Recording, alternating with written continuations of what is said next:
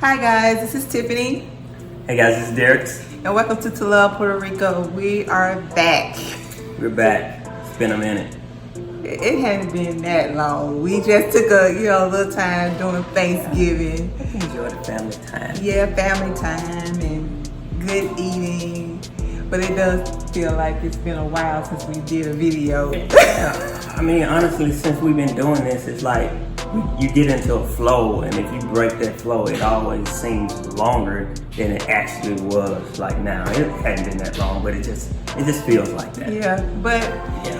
we enjoyed Thanksgiving. I hope you guys had a great Thanksgiving. I hope you didn't eat too much, but we ate. And we just enjoyed each other, just us and my oldest son, Isaiah, came in as always, from Austin. It's always a plus when our oldest come home. So. Yeah, we're still getting used to that point of having an older son that doesn't live with us, but when he comes, it's just, I guess what it is just we're complete at that point again, even though he's supposed to be doing his own thing, but when we're back together, it's just like we're back complete, whole unit again, so. Yeah. So Thanksgiving was a great time of us giving thanks. Darius had us to put this jar together. We had to put something in it, or write something every day about giving thanks. So we had the jar. It was full. We should have took a picture of it before so you all can see. But it turned out really good. I think just what stood out to me from more than anything was like what other people give thanks for, like what you gave thanks for on a daily basis, or what the kids gave thanks. It just puts things back in perspective as you're looking at it from somebody else's lens. So it just was good to do that and to give thanks, and we did it like right after breakfast, read them all. Yeah, we had to go and do it. It reminded me back when we was younger, my dad would always make us go around the table. How many of you all remember that? You had to go around your Thanksgiving table and give thanks. So we tried to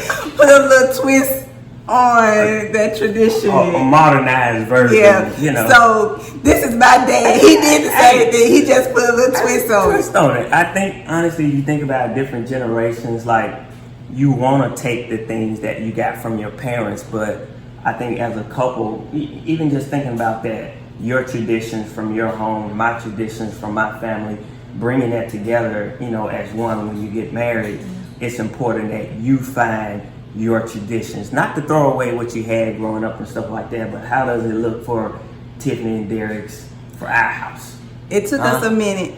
It took us a minute. After 18 years, it takes a minute, and in a lot of ways. Even during this Thanksgiving time, we had to see some things, with each other. And I think that's still bringing us to bringing traditions, bringing things about each other that we have to see, and stopping to listen to each other. All right, I'll be honest. My listening skills, I'm still working on it after 18 years, and it's not the listening. It's not just listening, though. I think it's really listening from her heart, from her perspective, and how do I grab hold of that and see real value in that. So that's something that, I am learning, and I think that, it became a challenge even this week during Thanksgiving. So, yeah, because, we did have a slight little unexpected thing happen, in our family, and it's always how do you deal with something that happened at a moment in your life, and you got unexpectedly, and you got to readjust and say, okay, in our marriage, 18 years, I've always been the one that, will have health issues and, sickness and different things, and it's hard when you have to rely on your mate to do a lot of things for you, and then even on his side of knowing, how much he has to give. So it took us a minute. I hadn't faced any health issues in a while, but this one just came out of nowhere. Out of the blue, and then you're faced with how do you respond, and then the way I respond is one way, and how she responds is a totally different way, but I still have to see it from her eyes to be able to comprehend how she's responding, that it may be different from mine. And I think that's that becomes challenging, and we have to deal with that, and we have to work through that. Yeah, just relying on Derek to do some things for me now. It's nothing that I can't overcome. It's not like, but now I have to rely on Derek for some things that, then trying to work with your husband all the time. It's like, when you get married, of course, you're supposed to be there for one another, but just as part of you as but you as a person, you still want that independence and autonomy, not to do it away from this person not be involved, but there's just something with knowing that you can do some things for yourself, and I think that's the whole part that got like challenged or whatever, and me knowing how to address that. Yeah.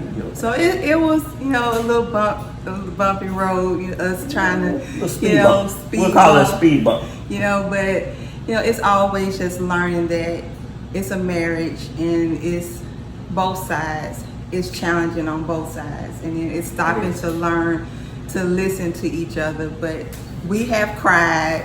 We have argued. We have been real with each other these past 2 weeks. Real and raw. With both of us seeing differences in the vision that we want to go in. It might not always look the same, but it's always learning how to put that together, and then seeing it differently is okay, but it's how we put it together. Right, and I think this what helps me a lot after I go through all that stuff and get it wrong and do all that stuff.